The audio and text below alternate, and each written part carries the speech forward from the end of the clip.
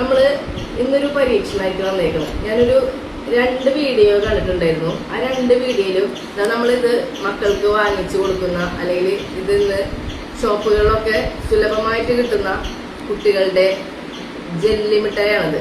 Pudding mango എന്നാണ് ഇതിന്റെ പേര്. നിങ്ങൾ രക്ഷിതാക്കൾക്ക് അറിയാനുണ്ടാവും നമ്മ മക്കൾക്ക് ഇത് വാങ്ങിച്ചു കൊടുക്കാറുള്ളത്.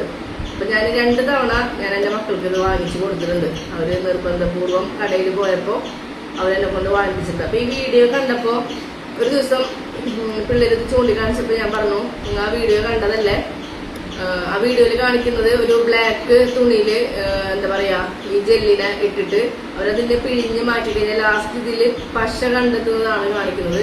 നമുക്കത് എത്രത്തോളം ശരിയാണെന്ന് അറിയില്ല. അപ്പൊ ഞങ്ങളിത് കുറച്ച് ദിവസമായി വാങ്ങിച്ചിട്ട് ചെയ്യാനുള്ളൊരു ടൈം കിട്ടിയിട്ടുണ്ടായിരുന്നില്ല. നമ്മൾ ഇത് കാണുമ്പോൾ തന്നെ വായില് വെള്ളം വരുന്നുണ്ട്. നല്ല മാംഗോ ഇങ്ങനെ എന്താ പറയാ നല്ല ജെല്ല് പോലെ ഇങ്ങനെ ആയിട്ട് നിൽക്കുന്നത് കാണുന്നില്ല, പല വീഡിയോയിൽ കാണില്ലേ. അപ്പൊ ഞാന് ബ്ലാക്ക് തുണി ഇല്ലാത്തത് കൊണ്ട് ഒരു ബ്ലാക്ക് സഞ്ചിയാണത്. ഇതിന്റെ ഈ ഒറ്റ ഭാഗത്തിൽ ഞാൻ ഇതിട്ടിട്ട് നമ്മൾ ഈ വീഡിയോയിൽ കണ്ട പോലെ അങ്ങനെ എന്തെങ്കിലും പശ കാര്യങ്ങൾ ഉണ്ടോ എന്നുള്ളത് നമ്മൾ നോക്കുകയാണ് ചെയ്യണത്. നമ്മൾ ഈ ബ്ലാക്ക് തുണിയിൽ നമ്മൾ ഈ ജെല്ലിനെ ഇടാണ് ചെയ്യണത്.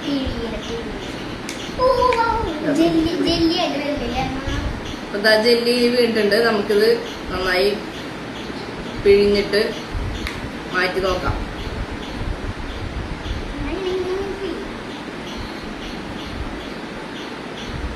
പിഴിയുമ്പോൾ പാത്രത്തിലേക്ക് ഇത് ഇങ്ങനെ അതിന്റെ ജ്യൂസ് ഇങ്ങനെ വീഴുന്നുണ്ട്.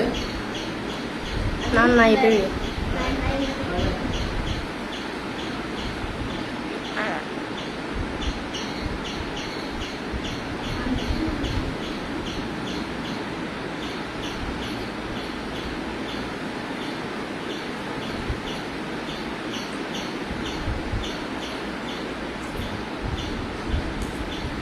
ഇത് ഇങ്ങനെ നന്നായി ഇങ്ങനെ പിഴിഞ്ഞെടുക്കണം.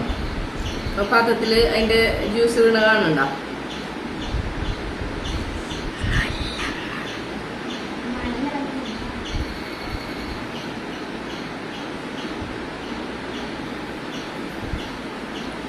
സ്മെല്ലും കാര്യങ്ങളൊക്കെ ഉണ്ട് കേട്ടോ.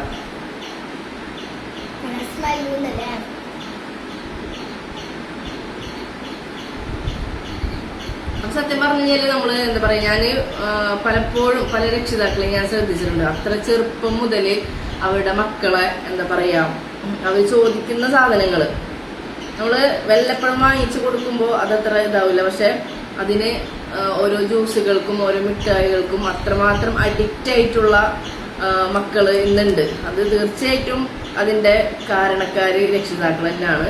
കാരണം അവരൊന്ന് കരയുമ്പോ ആ കരച്ചിലിനെ അവർക്ക് എന്താ പറയാ നിയന്ത്രിച്ച് നിർത്താനോ അല്ലെങ്കിൽ ആ കരച്ചിൽ മാറ്റാനോ ഇന്നത്തെ രക്ഷിതാക്കൾക്ക് കഴിയുന്നില്ല. അവർ ചൂണ്ടിക്കാണിച്ച് കൊടുക്കുന്നത് വാങ്ങിച്ചു കൊടുക്കേണ്ട ഇതിൽക്കാണ് ഇന്ന് സമൂഹം എത്തി നിൽക്കുന്നത് എന്നുള്ളതാണ്.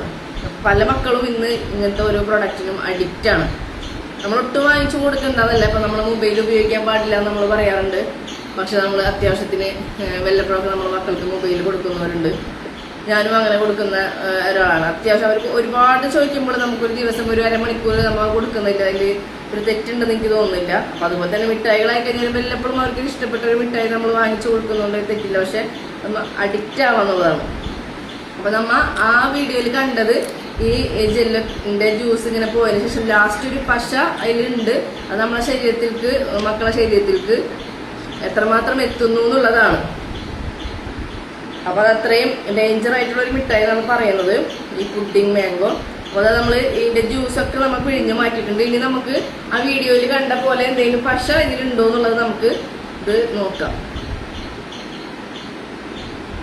ആ വീഡിയോയിൽ പറഞ്ഞ പോലെ പശാണ് ഈ കാണുന്നത്. പശ തന്നെ ആയിരിക്കണം. ഇങ്ങനത്തെ ഒരു സംഭവം ഇതിൽ കാണുന്നുണ്ട്. അപ്പോൾ ഇത്തരം മിഠായികൾക്ക് അഡിക്റ്റ് ആയിട്ടുള്ള ആൾക്കാര് എന്താ പറയാ ജാഗ്രത പാലിക്കുക, ശ്രദ്ധിക്കുക. രക്ഷിതാക്കള് ഇങ്ങനത്തെ സാധനങ്ങൾ വാങ്ങിച്ചു കൊടുക്കുന്നതിന് പശ എന്നാണ് ഇത് പറയുന്നത്. നമ്മളിത് പശ എന്ന് വിജയിക്കുന്നത്. അത് ലാസ്റ്റ് കിട്ടുന്ന ഒരു സാധനമാണത്. ജെല്ലൊക്കെ പോയിട്ട് ഇത് നമ്മൾ ഈ ബ്ലാക്ക് തുണിയമ്മൽ അത് ഒട്ടി നിൽക്കുകയാണ് ചെയ്യുന്നത്. അപ്പോൾ ഇതൊന്നും തന്നെയല്ല, ഓരോ മിഠായികളിലും എന്താ പറയുക ഇത്തരത്തിലുള്ള സാധനങ്ങൾ തീർച്ചയായിട്ടും ഉണ്ടാകും. അപ്പോൾ അതിനൊരു നിയന്ത്രണം കൊണ്ടുവരാന്നുള്ളതാണ്. ഇത് വാങ്ങിച്ചു കൊടുക്കുന്നതല്ല, അതിന് അത്യാവശ്യം നമ്മൾ നിയന്ത്രിച്ച് കൊണ്ടുവരാം. ഓക്കെ, അപ്പോൾ ഈ വീഡിയോ അത് മറ്റുള്ളവർക്ക് ഉപകാരപ്പെടുമെന്ന് വിചാരിക്കണം. Thank you.